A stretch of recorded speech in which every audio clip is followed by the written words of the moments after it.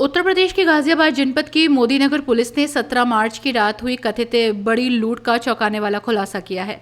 Police की सघन जांच में सामने आया है कि 30 लाख रुपए की लूट की वो वारदात महज एक मनगढ़ंत कहानी थी, जिसे कर्ज के बोझ से दबे 3 प्रॉपर्टी डीलर्स ने मिलकर रचा था।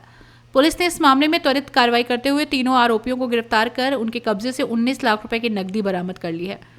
17 मार्च की रात प्रवीण कुमार गुप्ता, आयुष और जहीर नामक 3 युवकों ने पुलिस को सूचना दी थी कि जब वे अपनी कार से गुजर रहे थे तभी बाइक सवार बदमाशों ने उन पर हमला किया।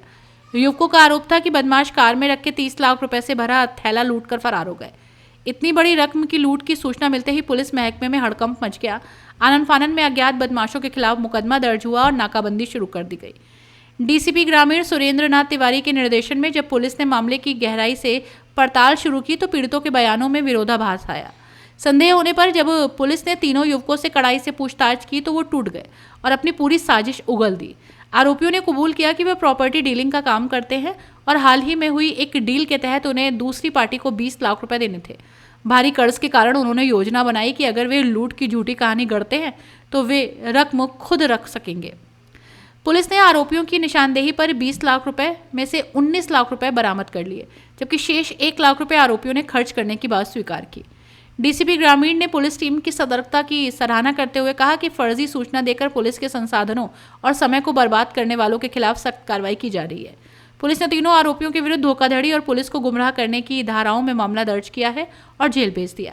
इस खुलासे के बाद क्षेत्र में पुलिस की कार्यप्रणाली की चर्चा हो रही है। इस सूचना पर पुलिस ने तुरंत मौके पर पहुंची, इसकी छानबीन की। तो जो सूचना देने वाले थे, एक तो नसीम थे और उनसे जब और पूछताछ की गई तो पता लगा जो कुछ संदिग्ध लगा उनका व्यवहार और उनकी गतिविधि या जो सूचना दिया था उसको भी संदिग्ध लगी। इसके बाद जब गहराई से और पूछताछ की गई तो इन लोगों के द्वारा स्वीकार किया गया। इसमें प्रवीण कुमार गुप्ता जो हैं यह प्रॉपर्टी डीलिंग का काम करते हैं। उन्होंने एक प्रॉपर्टी बिकवाई थी जो दिल्ली की थी, उसके पैसे को इनको देना था और वहाँ से जो दूसरी पार्टी थी उससे 20 लाख रुपए इन्होंने लिया था।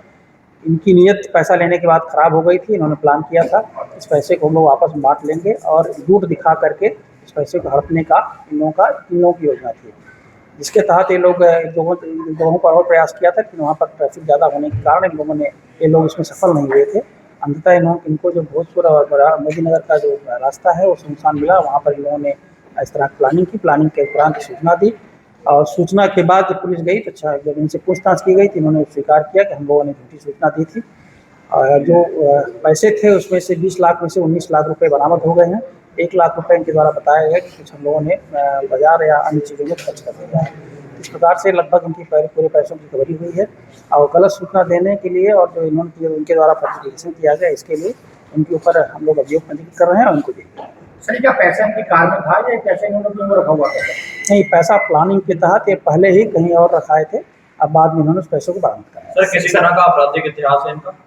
अभी तक कोई आपराधिक इतिहास नहीं मिला है। जैसे मैंने बताया प्रॉपर्टी डीलिंग का काम करते हैं, लेकिन अभी हम लोग देख रहे हैं अगर कोई आपराधिक इतिहास पाया जाएगा तो उस पर हम कार्रवाई करेंगे। सर, इतनी बड़ी लूट इस तरह से करने जा रहे थे, सर पैसों का किस तरह से इस्तेमाल करते, कुछ इस तरह बताया?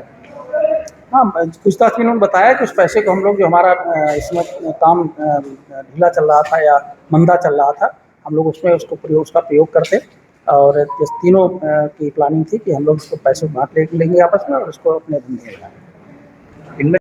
अपनी राय हमें कमेंट बॉक्स में ज़रूर दें। ऐसे ही लेटेस्ट अपडेट्स के लिए हमारे चैनल रॉयल बुलेटिन को लाइक, शेयर और सब्सक्राइब करना ना भूलें।